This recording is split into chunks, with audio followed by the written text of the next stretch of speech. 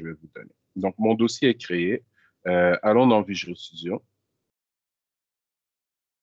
Et donc, je vais créer un nouveau projet. Et dans ce nouveau projet, allons-y avec une application ASP toujours. Next. Je vais laisser le nom par défaut et je vais pointer le dossier que je viens de créer sur mon bureau. Juste ici. Allons-y et create. OK. Je vais choisir un projet empty pour commencer et un projet MVC et je vais faire create.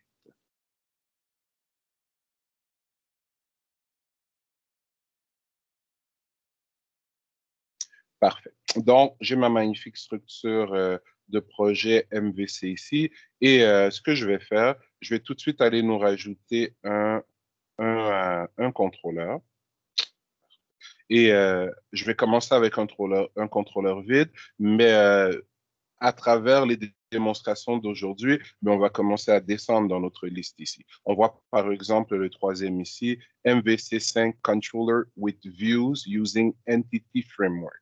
Donc, une fois qu'on aura créé une classe entité, on va pouvoir demander à notre contrôleur de générer toutes les actions et toutes les vues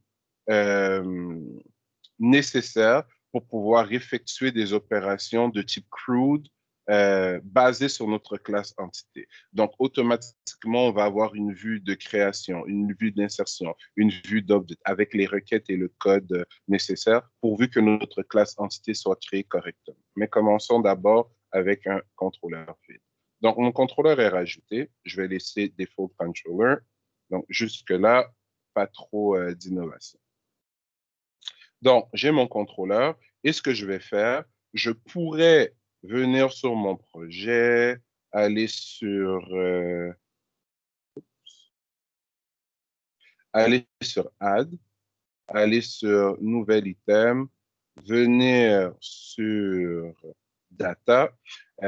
Mon arborescence ici a changé un peu parce que j'ai fait une mise à jour de Visual Studio hier et j'ai rajouté des nouveaux packages, mais vous devriez quand même avoir sensiblement la même interface que moi toujours. Donc, je pourrais venir choisir Entity Data Model et mon Entity Data Model, je pourrais venir choisir l'option ici Empty Code First, ce qui me générait déjà un gabarit de code par rapport auquel je pourrais travailler. Mais on est meilleur que ça. Donc, ce qu'on va faire, c'est qu'on va tout simplement venir choisir dans la section code, on va se créer quelques nouvelles classes. Donc, qu'allons-nous faire aujourd'hui? Disons que nous allons faire un garage. Donc, un garage qui va contenir des voitures et des garagistes. Les garagistes pourront travailler sur certaines voitures. Donc, je ne vais pas tout de suite lier la table ou la classe garage à voiture. On va tout simplement créer une base de données dans laquelle on a une table voiture et on a une table garagiste. Ma base de données s'appelant garage. Et on verra par la suite comment gérer les relations 1 à 1, 1 à plusieurs, plusieurs à plusieurs, si on a le temps aujourd'hui. Ces relations qui, je vous rappelle, sont représentées comment dans l'environnement graphique du Entity Framework, mais par des propriétés de navigation. Donc, je vais me créer une première classe que je vais appeler voiture, ici, au singulier. Parfait. Et ma voiture a été rajoutée au mauvais endroit. Donc, je vais l'effacer. Et pour bien organiser mon projet, je vais venir ici dans mon dossier modèle. Excusez-moi pour ça. Donc, nouvel item, code, classe et voilà, voiture. Donc, je vais vous montrer, pendant qu'on y est, quelques petits trucs supplémentaires pour augmenter un peu comment dire, votre efficacité quand vous travaillez en .NET. On a d'abord appris à déclarer des classes avec des attributs privés, des constructeurs surchargés, donc plusieurs versions de constructeurs, et des getters et des setters. Ensuite, on a avancé d'un pas. On a appris à créer des classes avec des propriétés automatiques, ce qui faisait qu'on n'avait plus besoin de faire 10 000 surcharges de constructeurs différents. Ces propriétés automatiques nous fournissaient une implémentation par défaut pour nos getters et nos setters. Donc, maintenant, ce que je vais faire, et juste avant de bavarder trop longtemps, oui, j'ai bien démarré l'enregistrement. Excusez-moi pour ça.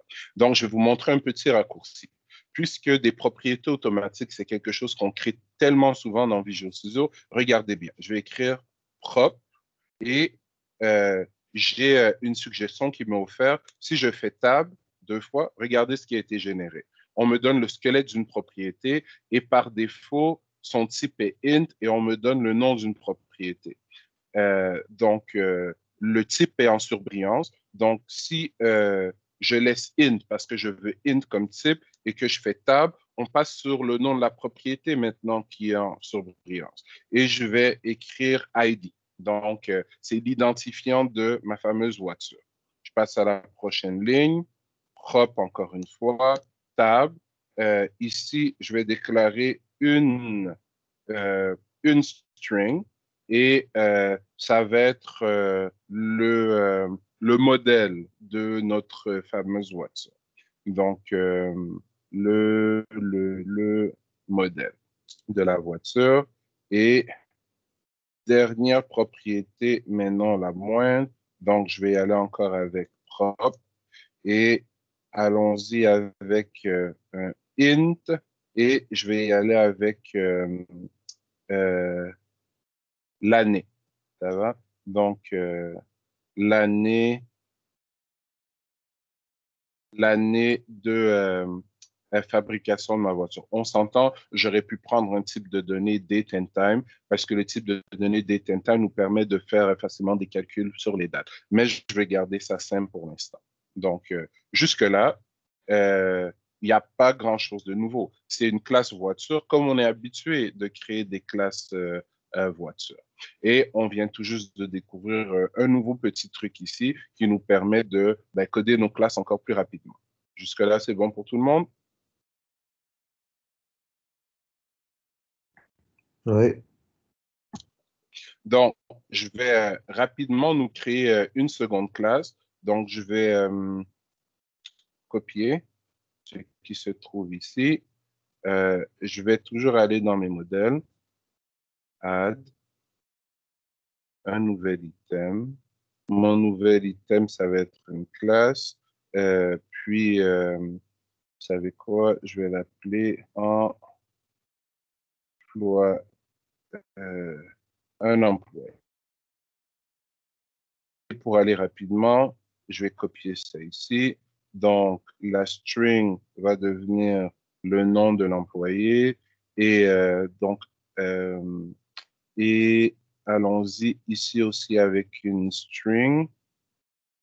Excusez-moi, S minuscule, c'est pas du Java. Allons-y avec une string et ça va être l'expertise de cet emploi. Donc, dans les garagistes, il y en a certains qui sont spécialisés sur la transmission, d'autres sur le système électrique, etc., etc. Donc, je vais aller avec expertise. Parfait. Donc, l'idée ici, c'est que j'aimerais que ma classe employée devienne la table employée dans une base de données. J'aimerais que ma classe voiture devienne la table voiture dans une base de données et j'aimerais que ma base de données soit un garage. Plus tard, j'aimerais peut-être avoir des relations entre la table voiture et la table employée pour être capable de retracer quel employé a travaillé sur quelle voiture. Mais pour l'instant, allons-y avec deux classes sans relation les unes l'une avec les autres, donc avec deux tables sans relation les unes avec les autres.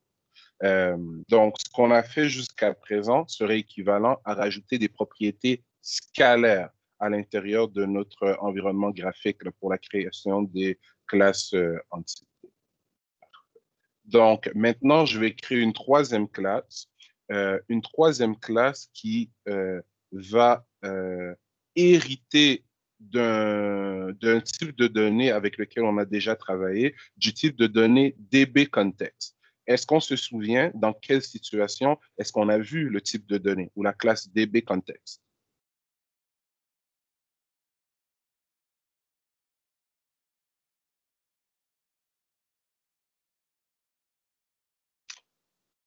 Vous avez le droit de dire oui ou non. On se souvient ou on se souvient pas. Est-ce qu'on se souvient? Non. Non. Quand vous créez un objet link to SQL, l'objet link to SQL, automatiquement, Visual Studio fait suivre le nom de la classe link to SQL que vous avez créée de DB Context. Pourquoi? Parce que toute classe link to SQL hérite de DB Context et c'est DB Context qui lui donne la capacité d'interagir avec la base de données. Donc, en code first, si je veux créer une classe qui me permet d'interagir, non seulement d'interagir avec la base de données, mais de créer la base de données, cette classe doit hériter de DB Context. Donc, regardez ce qu'on va faire ici. Je vais retourner dans mes modèles où présentement j'ai employé et voiture et je vais venir créer new item, une classe et je vais l'appeler garage. Ouais. Garage DB Context. J'aurais pu l'appeler garage tout simplement. DB Context, c'est juste pour vous rappeler que cette troisième classe qui va faire office de votre base de données ou la photo que vous allez faire de la base de données ou la session d'interaction avec la base de données, utilisez l'adjectif que vous voulez pour vous en rappeler. Là. Le DB Context que je mets ici, c'est pour que vous vous rappeliez qu'elle doit hériter de DB Context. Donc, elle est créée et je vais faire ici un 2 points et je vais mettre DB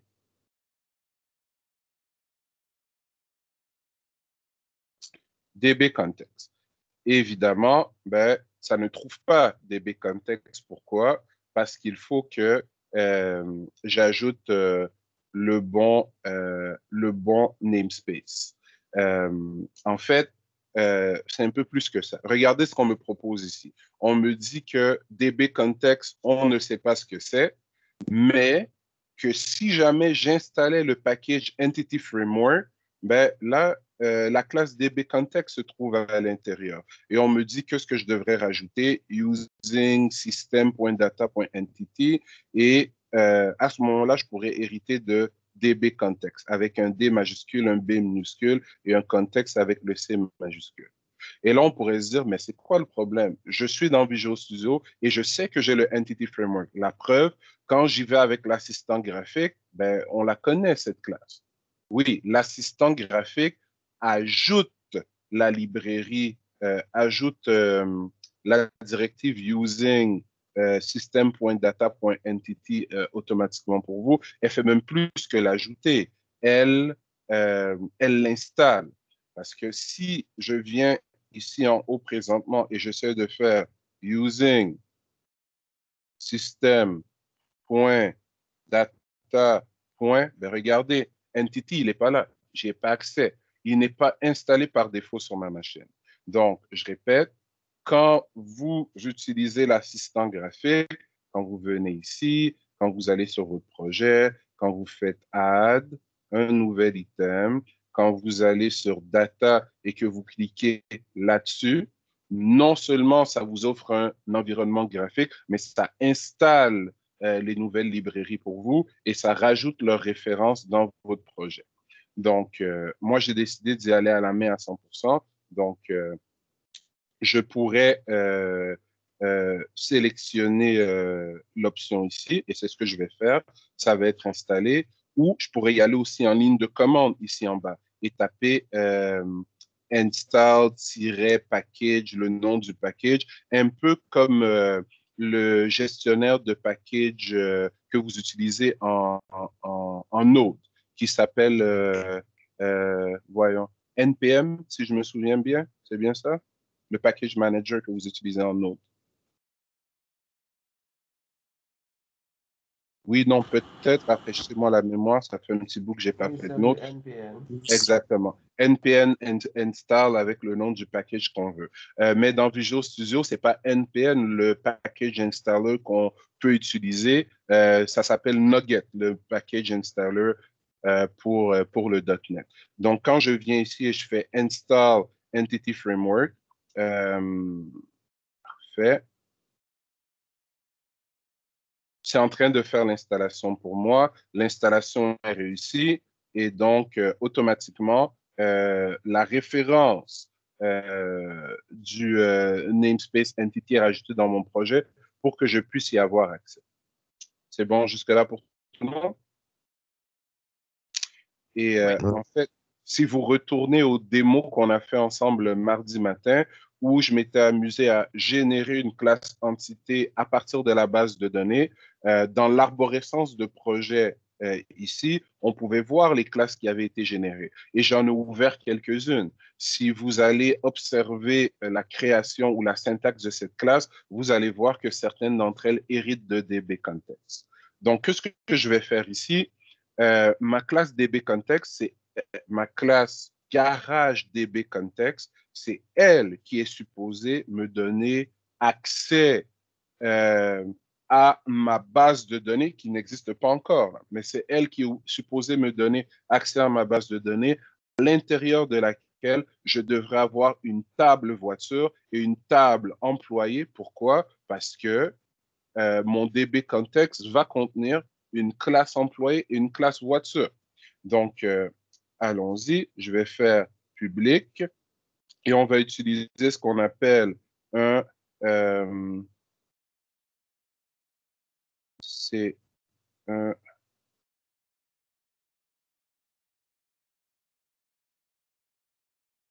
voilà, un dataset. Excusez-moi, mon cerveau a gelé quelques minutes. Donc, un dataset qui est une espèce de tableau dynamique, en fait. Un dataset, je vais commencer par employé et un peu comme le link to SQL le faisait, je vais remettre employé comme nom de propriété, employé,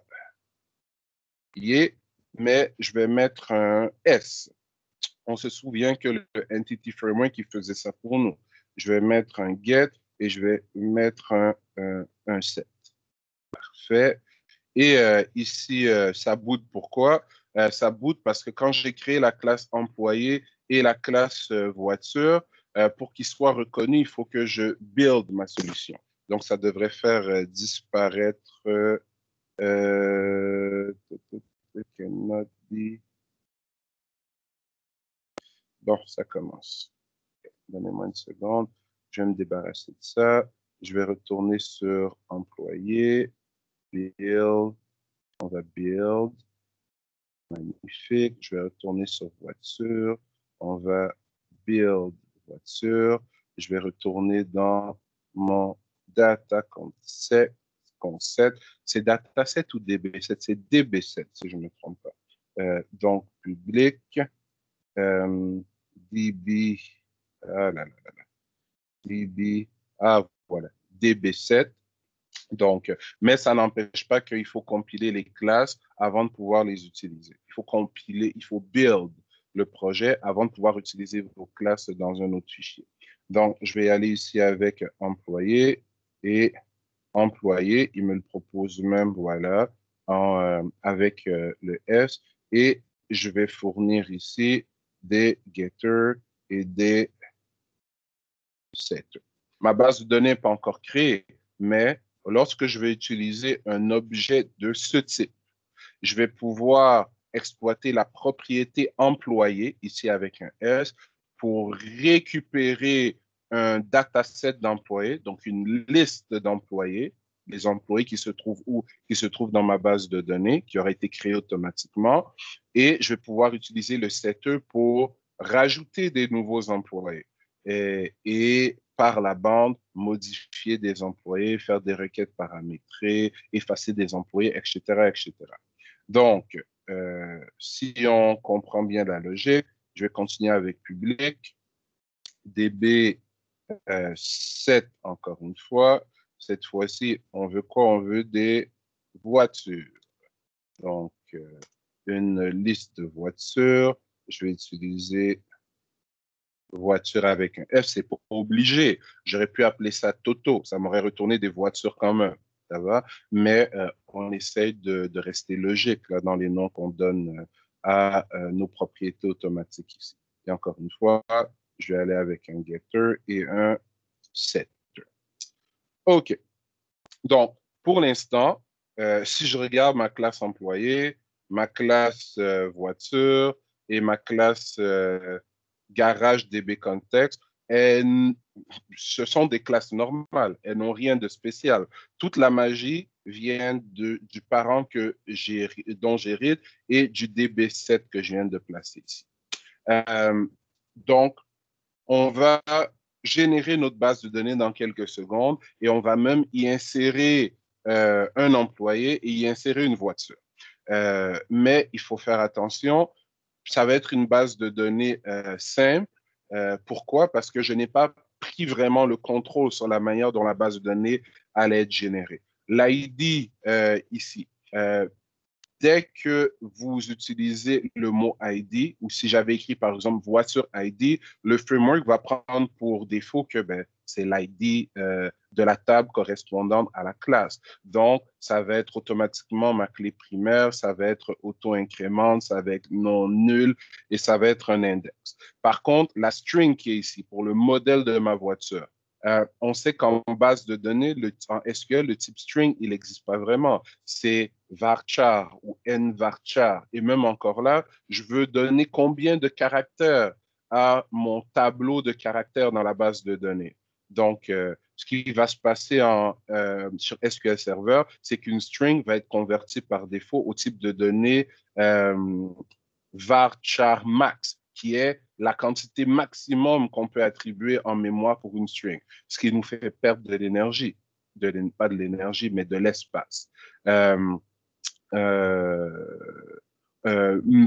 L'année, je voudrais pouvoir restreindre l'année de la voiture entre, je sais pas moi, 1989 et 2011. Présentement, je peux mettre n'importe quelle valeur dans ma classe voiture, donc dans la table voiture aussi. On aimerait des contraintes de vérification. On est capable de faire tout ça avec les annotations. On a vu, je pense, la semaine dernière, quand on étudiait la classe HTML Helper qui nous permet de générer du code HTML automatiquement, on a vu qu'on pouvait rajouter ici dans nos références system.componentModel.annotation et donc avoir accès à des annotations comme require, comme string length, comme range. Donc, ces annotations-là qui sont utilisées en ASP.MVC sont aussi utilisées par le Entity Framework pour nous permettre de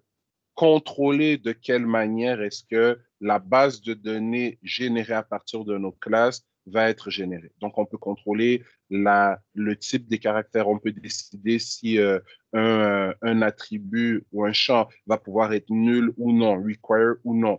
Ce sont des détails dans lesquels on rentrera plus en profondeur dans les semaines à venir. Aujourd'hui, je veux juste vous montrer comment créer une base de données simple avec deux tables, même si les tables ne sont pas encore liées ensemble, comment faire des insertions, faire des sélections. Et on verra si on a le temps de faire plus.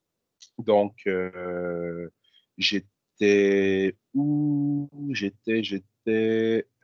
Oui, donc, première étape, on a créé la classe voiture qui va devenir la table voiture, la classe employé qui va devenir la classe employé et notre garage DB Context qui va nous permettre de générer une base de données contenant une table employé et une table voiture. Donc, je vais aller dans mon contrôleur maintenant. Excusez-moi, je vais build mon projet, encore une fois. Magnifique.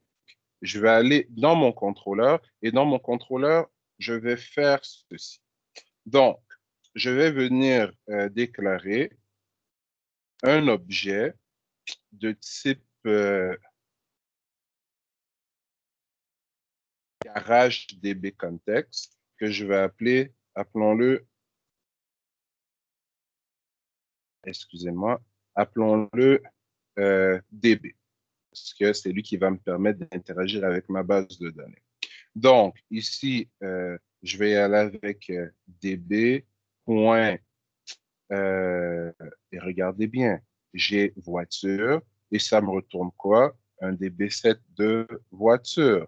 Mais je pourrais aussi avoir employé qui me retournerait un DB7 d'employé. Donc, je vais travailler avec les voitures et vous comprendrez, bon, parce que voiture, employé, ça va être plus ou moins les mêmes syntaxes. Je vais travailler avec les voitures et donc vous comprendrez qu'on pourrait faire les mêmes choses avec les employés. Donc, point voiture, excusez-moi. Donc, DB égale new garage DB context. Là. Et ensuite, je vais faire ceci. Je vais faire int NB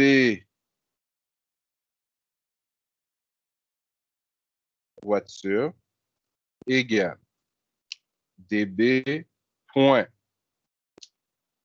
voiture.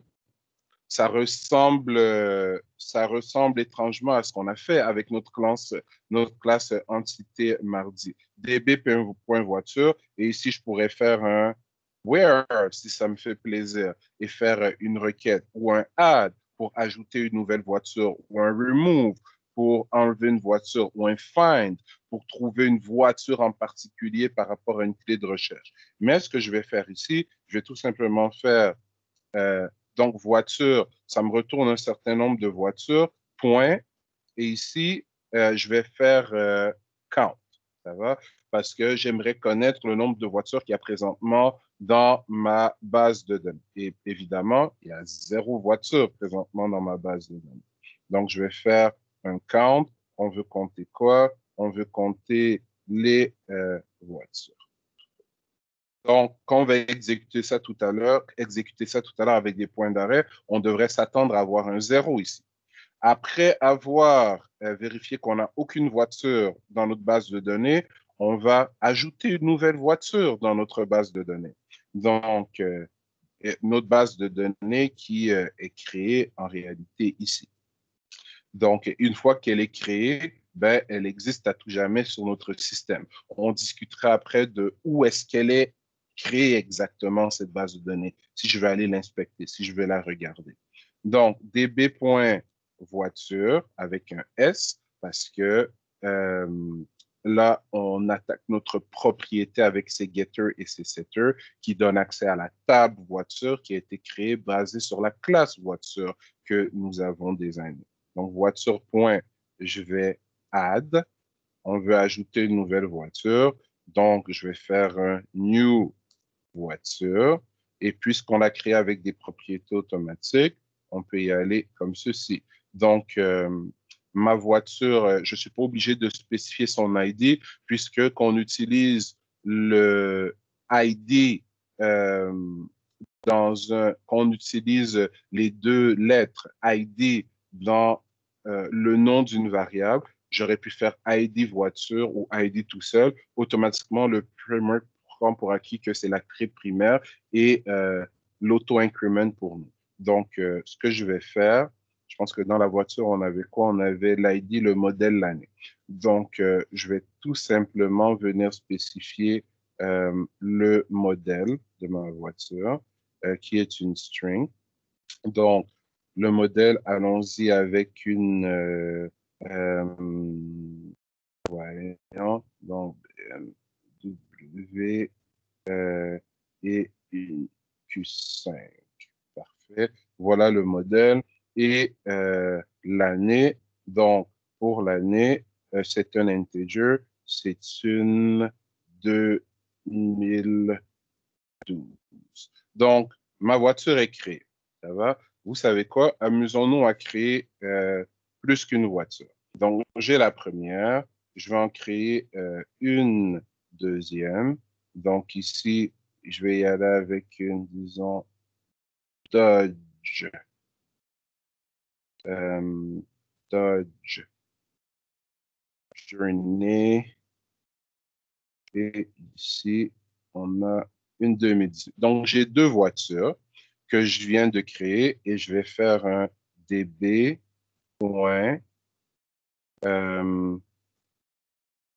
Save changes. Donc, le code qu'il y a ici est identique au code qu'on a fait mardi. Tout le monde est d'accord avec moi? Ouais. Sauf que mardi, on ne travaille pas avec des voitures, on travaille avec des étudiants, si je me rappelle bien. Et mardi, on avait généré nos classes entités à partir d'une base de données déjà existante, alors qu'ici, on a créé des classes et le framework va générer la base.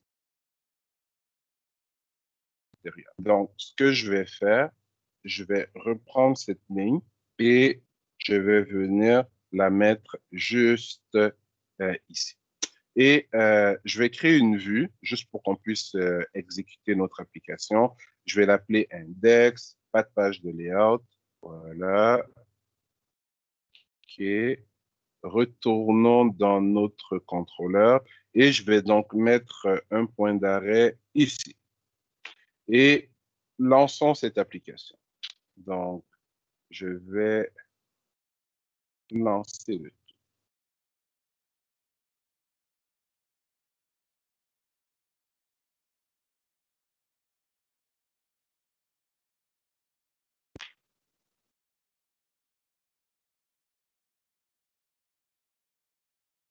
Parfait. Donc, mon garage DB Context vient d'être créé. Donc, et on constate que, donnez-moi une seconde, on constate que présentement, ben, je n'ai aucune voiture dans la base de données. C'est normal. Ensuite, on va rajouter une nouvelle voiture dans à l'aide de notre propriété DB voiture qu'on a créée dans notre garage DB Context qui nous permet soi-disant d'interagir avec la base de données. Donc, c'est fait. C'est fait. On fait save changes. Donc, c'est comme faire un commit sur la base de données. Fait. Et présentement, j'ai toujours 0 voiture. Mais parce que je n'ai pas encore exécuté ici mon compte. Ça, c'est comme faire un select count et spécifier euh, select count étoile. Donc, ça va vous retourner le nombre d'enregistrements de type select count étoile from voiture. Ça va vous retourner le nombre d'enregistrements qu'il y a dans la table voiture. C'est ce qu'on vient de faire ici. Donc, si je continue et que tout va bien dans le meilleur des mondes, regardez-moi ça. On a 2 voitures dans notre base de données. Et là, vous allez me dire, dans ta base de données, c'est peut-être juste en mémoire. C'est pas elle est où ta base de données? Puisque si je regarde dans l'explorateur de solutions, dans AppData, j'ai rien. Si je regarde dans l'explorateur de serveur,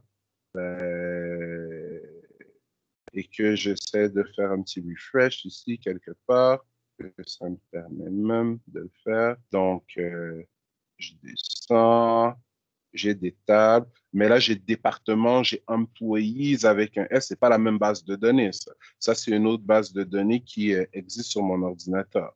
Donc, où se trouve cette base de données? On en discutera tout à l'heure. Mais pour prouver qu'elle existe vraiment, regardez ce que je vais faire. Je vais stopper. Je vais mettre ceci en commentaire. Donc, juste pour dire que ben, je n'ajoute pas des nouveaux éléments dans ma base de données. Là.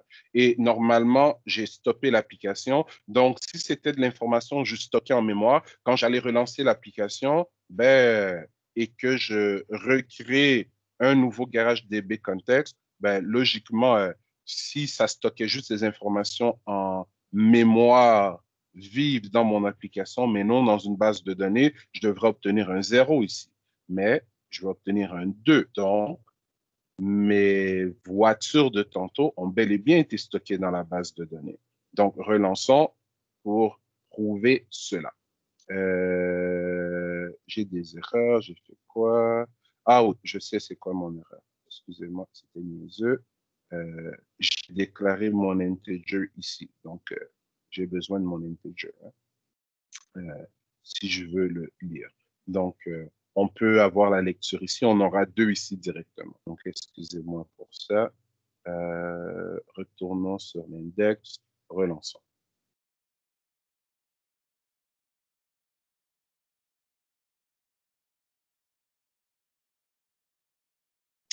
Parfait. Et regardez, 2. Donc, est-ce que vous êtes convaincu qu'il y a bel et bien une base de données qui vient d'être créée?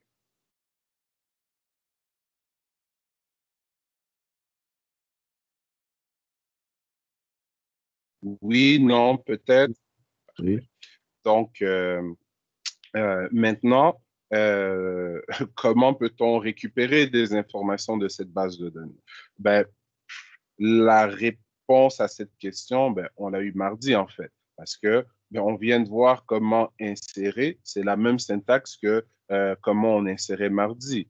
Donc, comment récupérer, on va récupérer de la même façon que récupérait mardi. Mais prenons une petite pause. Il est 10h03, donc revenons à Icar et on va continuer avec la sélection. Ça va pour tout le monde? Oui, Oui. parfait. Donc, je vais faire une pause ici et je vais stopper l'enregistrement.